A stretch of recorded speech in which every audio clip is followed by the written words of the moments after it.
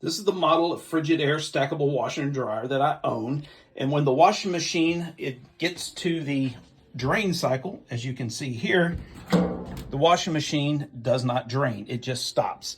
The issue is not the timer, because if I turn this off and I move it to a different setting, you can hear it will wash. Once it gets to the actual drain cycle, which is about here, as you can see, it stops and it won't drain. I'm gonna show you how I was able to fix it. Let me start off by saying I am not a licensed repair technician, so I'm only doing this for educational purposes. If for some reason you damage your washer and dryer or you hurt yourself, you're on your own. So safety first. Step one is to unplug the machine.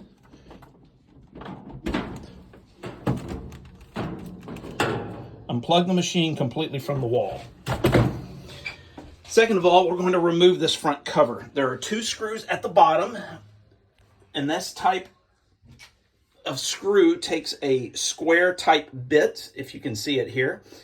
And we're going to take those off, and then the panel, it slides down and comes out. This is the back side of the panel, and as you can see, there's these tabs here on the side, same on the other side. And then they just slide into these holes, and to take it out, you slide it down and then pull it out.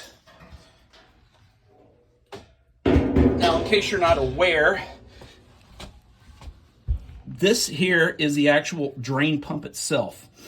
So if your tub is not draining and you Google online, there's a lot of articles that say to check the drain, which is this tube here, to the filter to see if there's any clogs.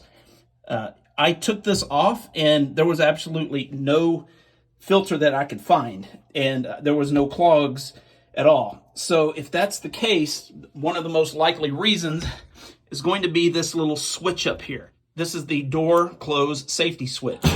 There's a little bitty latch on the side here, and as you can see, as you push this down, it pushes this on. This operates just like a light switch, where if it's pushed down, it's on, and if you lift it up, it turns the switch off. Now, if that's the case that you have, or if you just want to test to see if the issue is the switch, you can bypass it. The connection is here.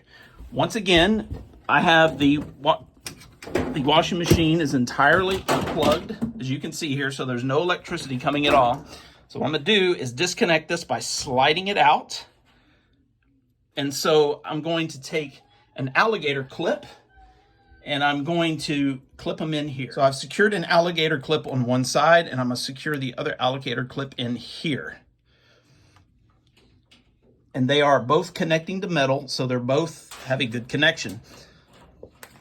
Now what I'm gonna do is just kind of move this out of the way here, and I'm going to plug the washing machine back in and then turn it on. Additionally, this switch has been discontinued, so I'm not able to order another one. I turn the washing machine back on, and it's running now. It's draining. And I just want to point out that the safety mechanism of opening the door is no longer working, so as a result, it doesn't matter if you open or close the door, it's going to run. But if nothing else, at least the water will drain out, and I'll be able to finish washing my clothes. And this is a temporary solution if you're in a situation like I am, where I just bought a brand new washer and dryer. However, I was told that there's some sort of delay due to customs, so it won't be in for 3 weeks. So I don't want to have to go down to the washateria and wash clothes. So this is an option that you could use temporarily until you can get a new washing machine.